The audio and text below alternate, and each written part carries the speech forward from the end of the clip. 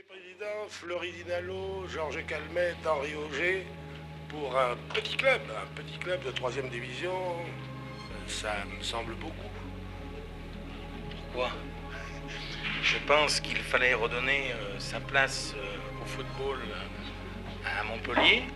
Et si nous avons fait venir ces 3 joueurs au club de la Paillade, c'est que nous avons de grands espoirs pour la future saison.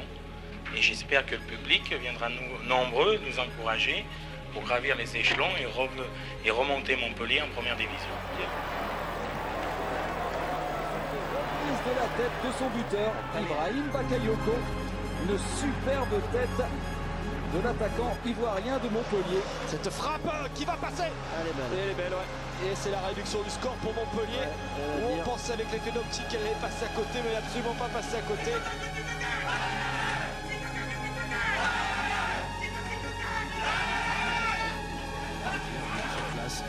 À Montpellier, la nuit a été courte, mais on se prépare déjà pour, j'allais dire la 3e mi-temps, mais non, c'est peut-être la 4e ou la 5e. Dans une carrière de footballeur.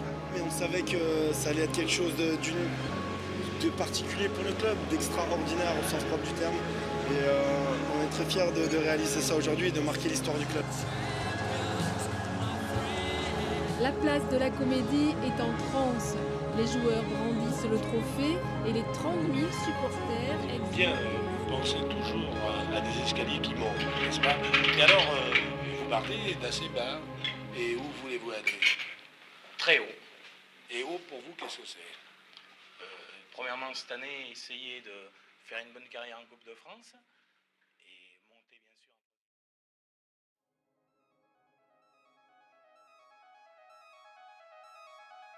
En 2008-2009, voilà déjà 8 ans que le club héroltais est redescendu en 2e division de l'élite du football français. Cependant, cette saison semble être la bonne. Les jeunes formés au club et les anciens ont semblé former une belle alchimie qui permet au club, à l'aube du dernier match contre Strasbourg, d'occuper une place leur promettant pour l'instant une promotion l'année suivante. Cependant, ce dernier match entre le 2e et le 4e du championnat scellera le destin de ces deux équipes. C'était très particulier parce que c'est des matchs où tu prends pas de plaisir en fait, parce qu'il y a tellement de tension, il y a tellement d'énergie que tu rentres dans un... En fait, c'est même avant de rentrer dans le stade, ça chante, c'était vraiment très euphorique. Ce match-là, c'était un match capital, super important. Moi, je l'ai vécu des tribunes parce que j'étais blessé à ce moment-là pour le dernier match. C'était vraiment une ambiance, en tout cas vue de l'extérieur, incroyable. Le stade était plein. Le club, ça faisait 5 ans qu'il était en Ligue 2, donc tout le monde avait envie, c'était l'objectif de monter. Tu peux rater cet objectif-là, parce que si Strasbourg te bat, c'est eux qui montent à ta place.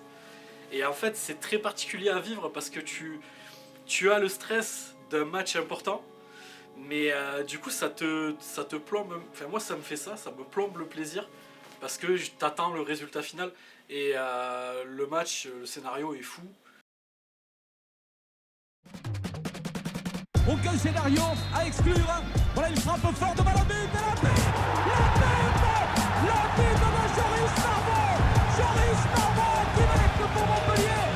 Tête de Joris Marmont. Peut-être va-t-il tirer directement très fort devant le but. C'est ce qu'il fait la Lyon. Mais le Costa. But de Costa. But de Costa au stade de la Mosson. Un coup franc direct. Levant les yeux au ciel. Remercie à la Madone. Tino Costa marque le 2e but pour Montpellier. Tu mènes 2-0, le gardien se blesse, Strasbourg qui revient à 2-1. Ils sont pas loin d'égaliser en fin de match.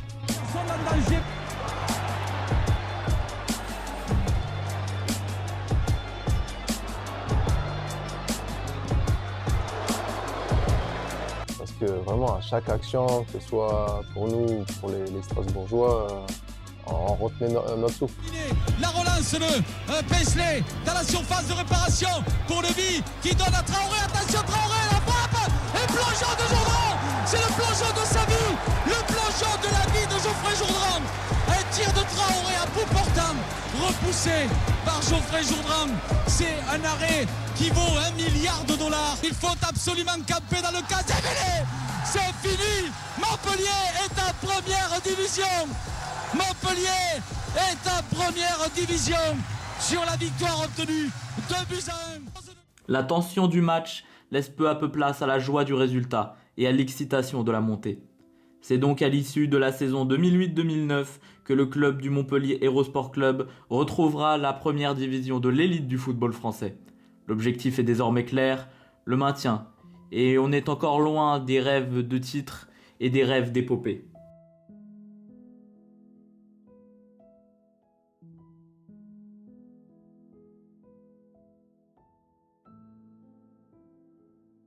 Le début de saison 2009-2010 emboîte le pas à la fin de la précédente. En effet, un résultat encourageant face au Paris Saint-Germain d'Antoine Kombouaré de partout donne la confiance aux hommes de René Girard qui enchaînent les bonnes performances en ce début de première année de retour dans l'élite française. Ces bons résultats peuvent, entre autres, être expliqués par de nombreuses arrivées lors de ce mercato d'été 2009. Un club comme Montpellier qui revient en première division, le premier objectif c'est le maintien, ça c'est sûr. Puis le club a su aussi recruter intelligemment avec des joueurs expérimentés. Ça aussi c'est une saison particulière parce que tu arrives en Ligue 1, tu fais un mix un peu avec un mercato avec des vieux briscards à la Jeune Champ d'Ernis. Derrière tu as des jeunes qui commencent à éclore, tu as Costa qui découvre la Ligue 1, Montagno. Puis il y a eu, comme je dis, les jeunes avec une expérience en Ligue 2 et une première saison, 2 saisons dans les jambes. C'est ce qui a fait que l'année d'après, ça avait plutôt pas trop mal sorti en Ligue 1. Ces premiers matchs encourageants sont aussi dus aux jeunes issus du centre de formation qui fonctionne plutôt très bien ces quelques dernières années. Alors le centre de formation qu'au début c'était, il y avait 6 chambres, c'était tout petit, c'était vétuste. Et un jour, Madame Nicolin est venue, elle a dit les jeunes, il faut que ça évolue, c'est plus possible. Et tout ça se trouve à Gramont en fait. Et dès qu'ils ont pu acheter une partie du centre de formation, enfin qu'aujourd'hui c'est le centre de formation, là ils ont fait un beau centre de formation où il y a, je crois que c'est une quarantaine de chambres, où il y a une cantine, où c'est très beau, c'est quelque chose de tout petit est devenu... ça a explosé. Le club, à force d'enchaîner les bonnes performances, réalise un exploit pour un promu. Se hisser à la 5e place du championnat dès l'année de sa remontée, ce qui permet à l'équipe de se qualifier pour les tours préliminaires d'Europa League. On se rend très vite compte qu'il y a quelque chose à faire avec cette équipe-là, mais si tu veux, c'est la saison, je trouve, de l'insouciance. La saison était particulière pour nous et on a obtenu quelque chose d'ultra intéressant avec qualification en Coupe d'Europe. Mais il n'y avait pas, début de saison, ce qu'on se disait, c'est de se maintenir le plus tôt possible et éviter de vivre une saison galère avec une pression un peu trop forte. Donc c'est ce qu'on est arrivé à faire. Tu fais des résultats assez incroyables avec une équipe qui vient de Ligue 2, tu as juste rajouté 2-3 joueurs comme ça. Et peut-être pas la 2e, 3e place, je pense pas que c'était possible. Mais finir européen, oui, il y avait largement la place avec cette équipe qui était vraiment très très bien formée. Ouais. On finit 5e avec 69 points, donc c'est pas, si j'ai la bonne mémoire, c'est un très très beau parcours. On a engrangé pas mal de points, il y avait une dynamique, il y avait un collectif aussi. Et puis, c'était une très belle saison. En fait, ce qui est kiffant dans ce genre de saison-là, c'est que tu sors d'une euphorie avec la montée en Ligue 1 et ce qui a été plaisant, c'est qu'on est resté sur la même dynamique. Tu as continué à progresser, tu as continué à battre des équipes de Ligue 1 avec quelques petits changements au niveau du mercato, mais tu es resté globalement sur la même base de joueurs et c'était vraiment une belle saison. Ouais. On a pris beaucoup de plaisir à la suivre. À l'aube de leur 2e saison en Ligue 1, les Payadins joueront donc les tours préliminaires de la Ligue Europa.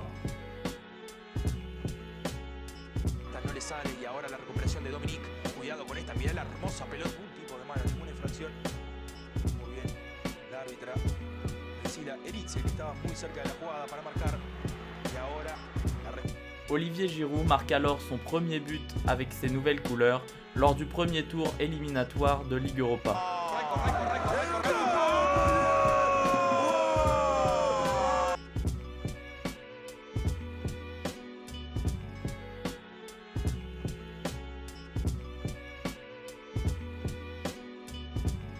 fait la Ligue Europa cette même saison, ça nous a été bénéfique en termes d'expérience.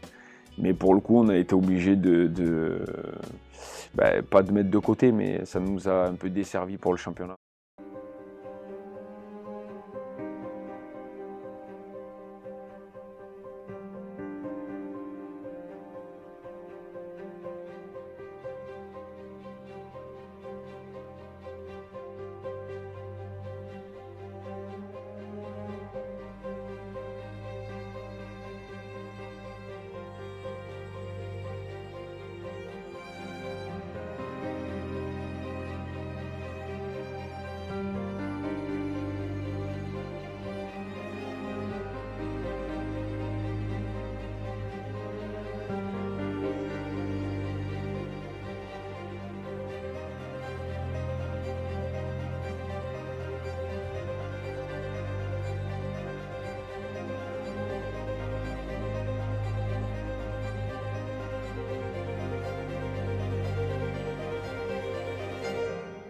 Malgré une victoire en Hongrie, le club payadin s'incline 1-0 au retour et est alors éliminé au tir au but.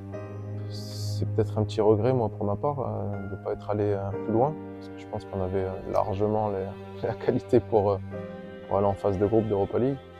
Mais bon, c'est comme ça.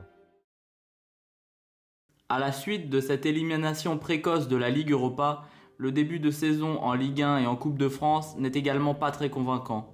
En effet, les mauvais résultats s'enchaînent et les réussites de la saison passée ne semblent avoir été qu'un succès passager. Et c'est dommage, on avait les qualités aussi pour finir plus haut, au moins dans la première partie de tableau. Voilà, on reste en Ligue 1, il faut apprendre aussi de ces saisons-là. Quand tu es Montpellier, tu dois quand même t'attendre à jouer le maintien. C'est pas, tu te dis peut-être que la première saison, quand tu es remonté, c'était un petit peu sur l'euphorie de la remontée en Ligue 1 et que du coup, là, le soufflet retombe vraiment pour le coup. Peu à peu, les places européennes s'éloignent et ne reste plus que l'espoir de remporter la Coupe de la Ligue pour sauver cette saison décevante. En effet, le club héroltais réalise un parcours exemplaire en ayant notamment éliminé le PSG en demi-finale, ce qui leur permet d'accéder en finale face à l'Olympique de Marseille, un match qu'ils joueront au Stade de France. On a fait une 14e place qui n'était pas honorifique pour nous. Mais malgré tout, on est arrivé à sauver un peu cette saison avec un bon parcours en Coupe de la Ligue.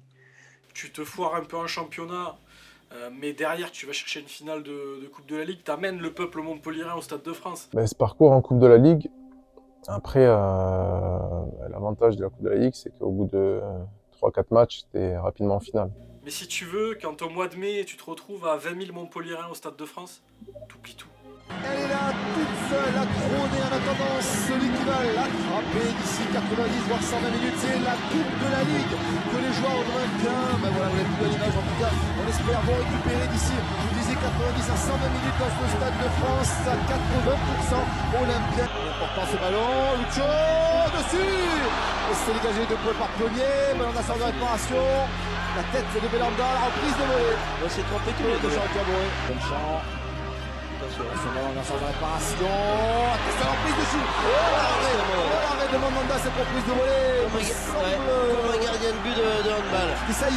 C'est Saï qui a taclé ce ballon. C'est un beau parcours. Le club, Lille Paulin tenait particulièrement à gagner un trophée, que ce soit la Coupe de France, la Coupe de la Ligue. Jean-Pierre Papa la frappe. La parade sur coup de Mandanda. Il est bien là, Stade. Si on arrivait à aller aux prolongations pour l'Olympique de Marseille, Montpellier, pourquoi pas. Les pionniers d'entrée de jeu dans cette seconde période. Enzo et Souleymane Diawara, notamment pour la tête. C'est l'André Ayou également. Il faut s'appliquer la motion second poteau. Oh, il est là. La reprise de volée.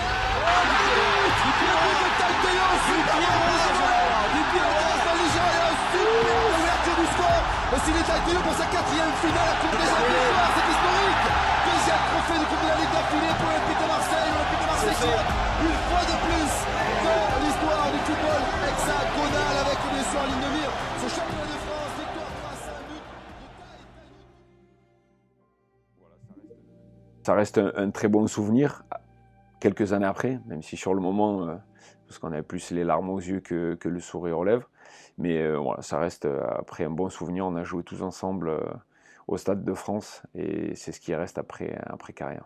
Toutefois, malgré cette place décevante en championnat et cette finale perdue de Coupe de la Ligue, certains éléments laissent présager un meilleur avenir, comme par exemple l'éclosion au plus haut niveau de certains jeunes joueurs, avec parmi eux un buteur prometteur arrivé de Tours au dernier mercato. Tu vas chercher Olivier Giroud que tu as fait signer en hiver, du coup qui arrive en début de saison, qui vient de faire une superbe saison en Ligue 2 avec Tours, mais tu sais pas si lui aussi va réussir à franchir le palier.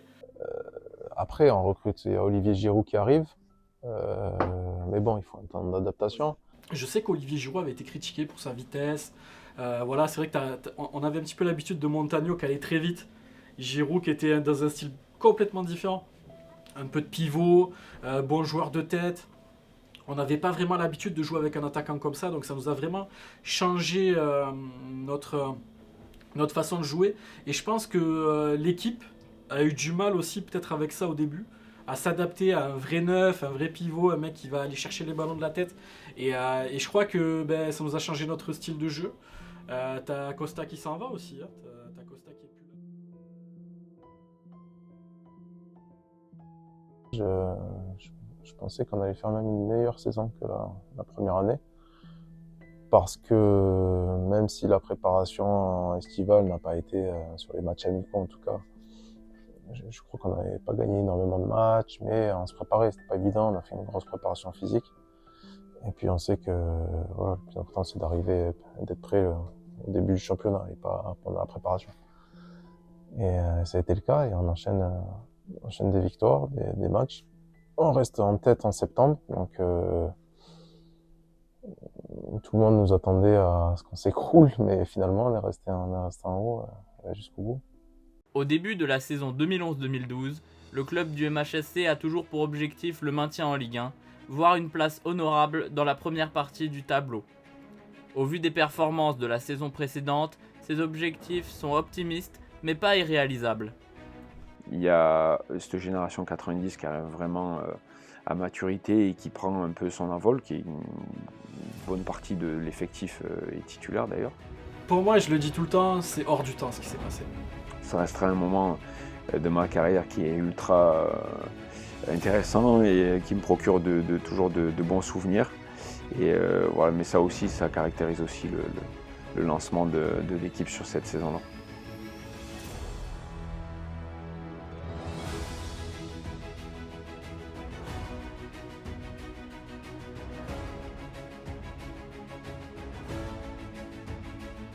Ce match-là, tu le perds, ça te remet les pieds sur terre déjà. Il y a Paris derrière. Il y a toujours Paris derrière. Mais tu fais un bon match. Tu fais vraiment un très bon match. Toi, tu as un but refusé pour un hors-jeu où il n'y a pas hors-jeu. Tu as Dernis qui est face au qui est au 6 mètres, qui peut marquer, je crois qu'il bute sur le gardien. Tu as Giroud qui met un ciseau pleine lucarne. Il est signalé hors-jeu alors qu'il n'était pas hors-jeu, mais pareil, à ce moment-là, tu n'as pas la VAR. Le score était très sévère. Donc, on voyait qu'on était, pas loin de Paris, même si le résultat était un peu sévère. Pour moi, cette défaite-là, elle te remet les pieds sur terre. Elle te dit, ok, ça c'est du lourd. Si on veut finir devant cette équipe-là, il va falloir faire encore plus.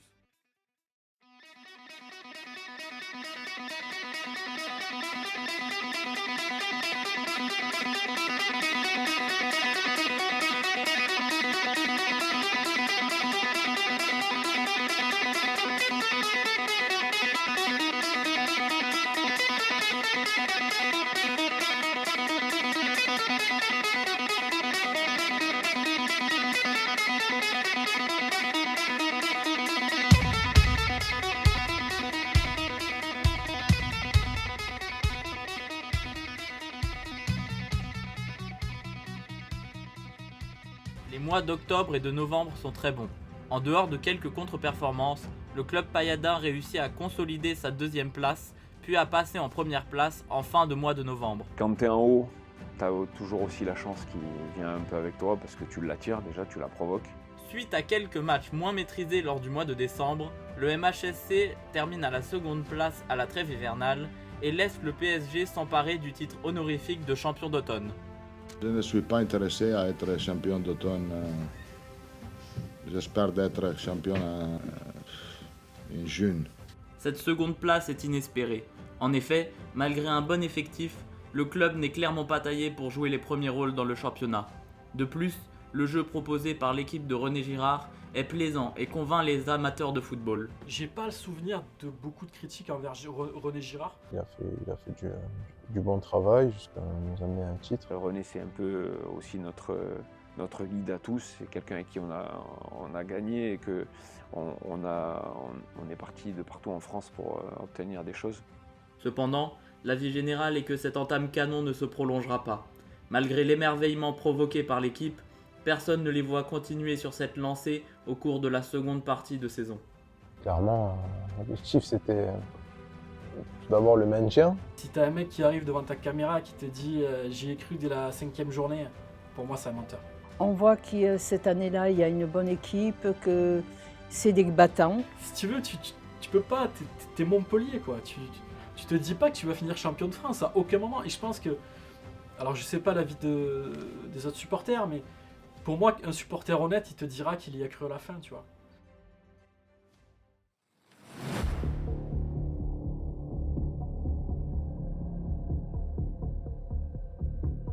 Ils sont à 180 minutes d'accéder au Saint Graal, un titre de champion de France. Pour y parvenir, le plus simple serait de l'emporter dimanche soir face à Lille. Des Lillois qui viendront ici revanchards après la défaite concédée au mois d'août au Stadium de Lille. Nous, on veut gagner là-bas. Bien sûr qu'on sait qu'on joue une équipe qui est en tête du championnat, donc ça veut dire qu'elle fait une belle saison. Je les trouve quand même un petit peu moins fringants ces derniers temps. Ils ont un peu plus de réussite. Voilà, la barre peut les sauver, décision arbitrale aussi qui a pu les avantager ces derniers temps. Mais franchement, s'ils sont premiers, ils le méritent. Ils font une très très belle saison et c'est une belle équipe. Oui, c'est une équipe lilloise avec les qualités qu'on connaît. Je dirais qu'elle était programmée aussi pour aller chercher ou confirmer son titre qu'elle avait décroché l'an dernier, que ce soit budgétairement ou par l'équipe qu'elle a. Après, dans la saison, ils ont eu de bons moments, de moins bons, ce qui fait qu'aujourd'hui, je pense qu'on a eu plus de bons moments qu'eux, puisqu'on a 5 points d'avance.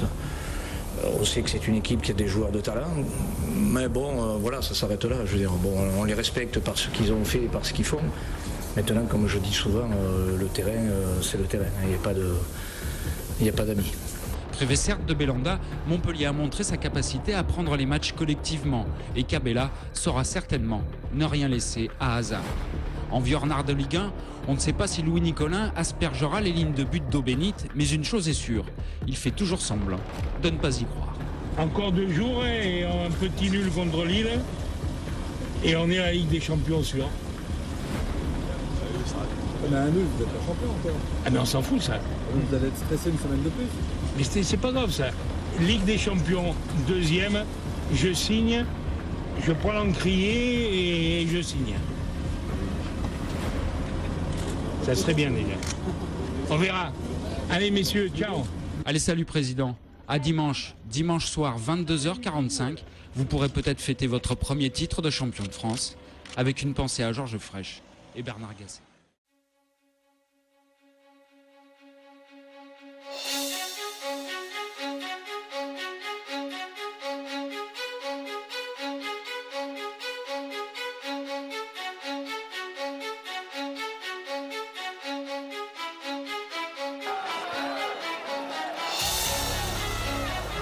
Tellement présent que j'arrive pas à profiter.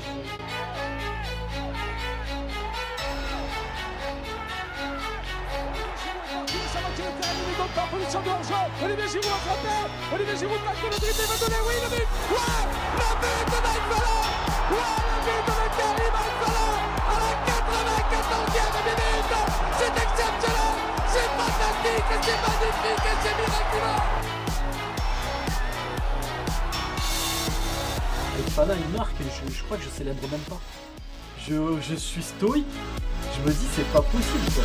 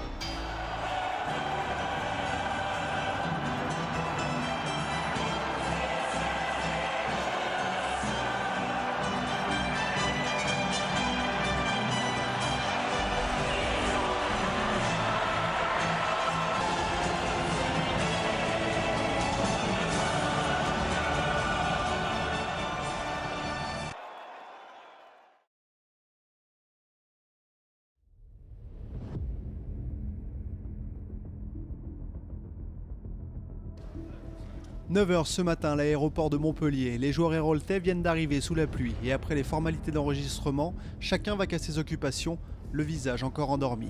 Le matin, ils sont un peu embrumés. Hein. Ce sont de jeunes garçons, ils aiment bien dormir, donc ce matin, ils sont... Mais je pense que tout va bien. Le bus est venu accueillir les Montpelliérains directement sur le tarmac. Direction ensuite l'hôtel pour la bande à Giroud avant de rejoindre vers 19h30 le stade de l'Abbé des Champs, là où logiquement doit s'écrire ce soir la plus belle page de l'histoire du club. Non, les joueurs sont bien, ils sont concernés, De toute façon, vu la saison qu'on a fait, on ne pourra rien leur reprocher. Donc je pense que c'est quelque chose de fabuleux qu'on vit. Et si on pouvait enclencher le point qui nous manque, ça serait encore plus fabuleux. Oui, parce que c'est un truc dont vous aviez jamais rêvé. Hein. Ben, rêver non, je pense pour nous, d'être champion de France, c'est quelque chose qui n'était même pas au-delà du réel. Alors là, on est là, donc on le touche du bout des doigts, mais bon, tout le monde depuis cette semaine nous dit qu'on va être champion, et c'est justement c'est là où on peut se casser la gueule. Donc.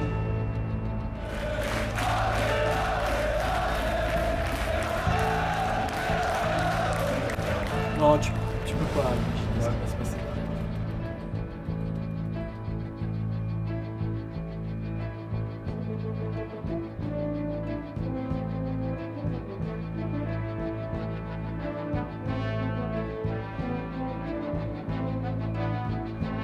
On est mené au score. Donc, voilà. Paris, potentiellement champion, on peut être champion ce soir-là. Ah là c'est bon, Paris ils sont en train de perdre. C'est bon, c'est pour nous. Ils sont foutus, Paris, ils sont foutus pour nous. On va mettre le deuxième, on va gagner. Paris va revenir. On a deuxième but.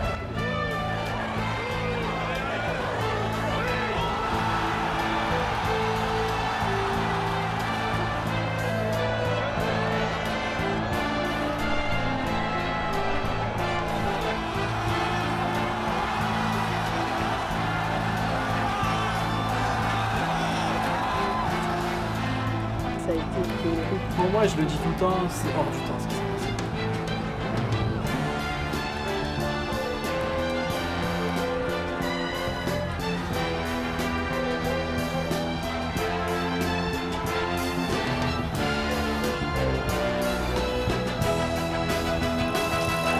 Regardez, c'est fini.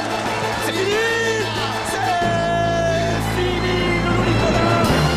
Montpellier, Antoine Girard, il se fout. La Liga, prenez mon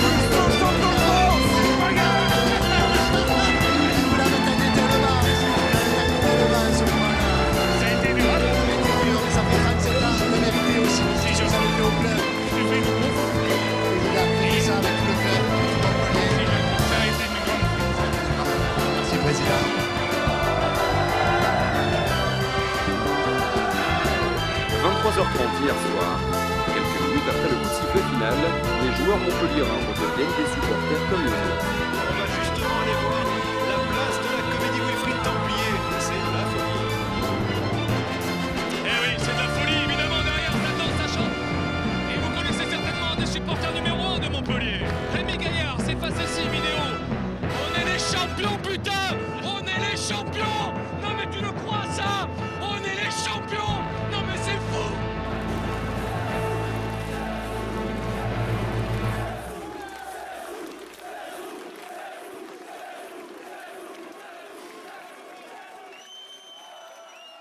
En 2012, la musique de la Ligue des Champions résonnera pour la première fois au stade de la Mosson. L'un des moments marquants de cette campagne sera la double confrontation face aux Gunners d'Arsenal, où a été transféré Olivier Giroud cet été-là.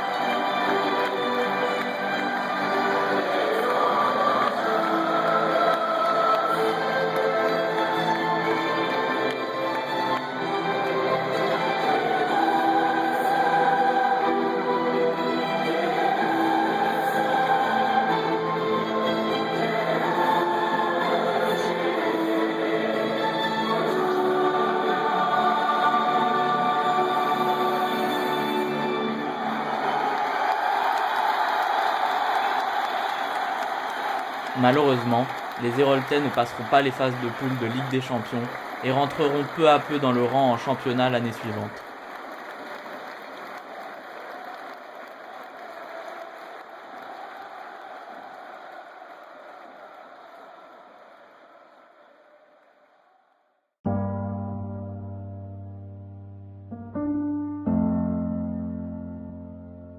Bonjour. Alors, vous pouvez te présenter. Oui, écoutez, alors je vais me présenter. Donc, Philippe Sers, S-E-R-S. Je suis un enfant du pays, un enfant de la maison et un enfant de la ville. J'y suis né à Montpellier et pendant très précisément 40 ans et 2 mois, j'ai donc été commentateur sportif. Le premier match, c'était le 27 novembre 1984 et le dernier contre Paris, le 10 mai de cette année. Moi, je n'ai pas commenté la finale de la Coupe de France contre Auxerre. Je l'ai rencontré 10 jours après en Andorre. Et en Andorre, sur le trottoir, je le vois, j'étais sur celui d'en face. Je traverse pour dire bonjour Loulou. Il me regarde comme ça, il me dit, toi, tu es un gros peintre, tu vaux rien du tout, tu n'as pas commenté la finale, alors je ne te parle plus pendant 15 jours. Il m'a plus parlé pendant 15 jours. Et puis le jour où on a gagné le titre en 2012 à Auxerre, j'ai quitté le vestiaire et je lui avais envoyé un texto 6 mois avant en lui disant « Loulou, quoi qu'il advienne, autorisez-moi à rentrer dans le vestiaire à Auxerre en fin de saison. » 6 mois avant, il me l'avait promis et il a tenu promesse. Je suis rentré, bref, on fait des interviews, on s'en va, boum, l'euphorie, tout le monde, toute la délégation va redescendre à Montpellier et lui, pile quand je repars au parking, il est déjà dans sa voiture, il soufflait peu cher. Il soufflait beaucoup, il était dans la voiture, il attendait le feu vert pour partir. Et là, je le revois à la fenêtre, il m'attrape, il me dit « Dis-moi, Sersounet, il faut que je te dise quelque chose. Tu vois, toi, peut-être que ce moment, tu le revivras de ton vivant. Mais moi, je ne crois pas. » Et il avait encore une fois raison. Et puis pour conclure, parce qu'on est là pour causer, un jour, j'ai été gravement malade, j'ai été écarté des terrains pendant 10 mois. Il me téléphonait tous les mois. Et la première fois qu'il m'a téléphoné, quand il a su la nature de mon mal, il me dit « Allô, Sersounet, c'est ton président », ce qui voulait tout dire. J'étais pas au club, j'étais à Radio France.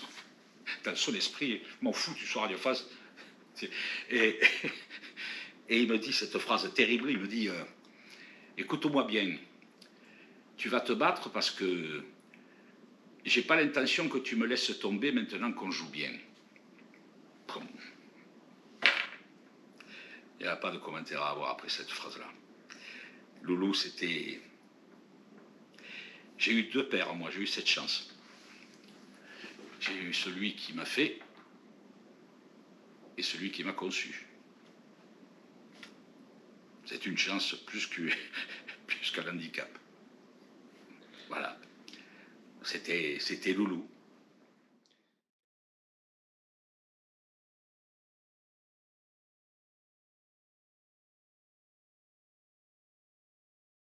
Béni, le cœur est orange, le porte toujours.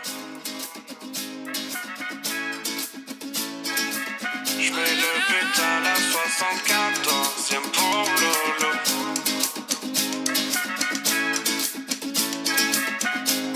Bébé veut que je l'aime comme je t'aime, mais c'est mort. C'est toi que j'attends toute la semaine. Je t'aime comme un but de Ferrari en finale ou comme un contrôle TJ sous la semaine.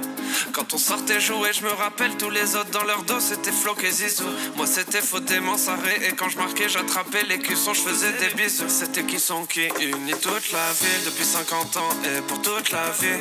De la butte en terre au but de Karim Aïtfan, un café tout chaviré. Je suis sous paillotte et parasol, mais comme d'hab, je vais penser qu'au stade.